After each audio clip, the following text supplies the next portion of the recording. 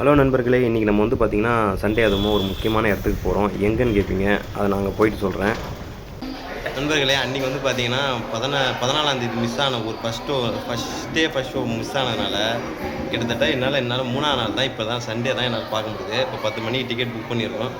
போயிட்டு எல்லாருமே ரிவ்யூ சொல்லிட்டாங்க, படம் எப்படி இருக்குன்னு எல்லாருக்கும் தெரிஞ்சு போச்சு, மக்களோட ரிவ்யூ தெரிஞ்சிச்சு. இருந்தாலும் இவ்வளோ நாள் நான் வெயிட் பண்ணதுக்கு, அதாவது 3 நாள் வெயிட் பண்ணியிருக்கேன், அதுவே எனக்கு ரொம்ப பெரிய கஷ்டம் தான். இவ்வளோ நாள் வெயிட் பண்ணதுக்கு படம் எப்படி இருக்குன்றத தேட்டர் உள்ளே போய் பார்ப்போம். வாங்க வாங்க வாங்க.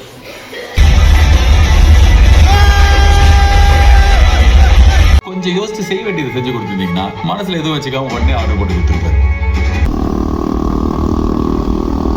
நண்பர்களே, ஃபைனலாக வந்து பார்த்திங்கன்னா படத்தை முடிச்சுட்டு வீட்டுக்கு வந்தாச்சு. படம் உண்மையிலே எப்படி இருந்துன்னு கேட்டிங்கன்னா உண்மையிலே நல்லா இருந்தது படம். அதில் வந்து மெயினாக வந்து பார்த்திங்கன்னா மியூசிக் டைரக்டரோட பங்கு ஒவ்வொரு இடத்துலையும் கூஸ் பம் வர அளவுக்கு கரெக்டான இடத்துல கரெக்டான மியூசிக் போட்டிருக்காரு. அப்புறம் நிறைய பேர் கேட்டிங்கன்னா ஆர்ஜே பாலாஜி தான் அதிகமாக வராரு, அவர் தான் ஹீரோவா அப்படின்லாம் கேட்குறாங்க.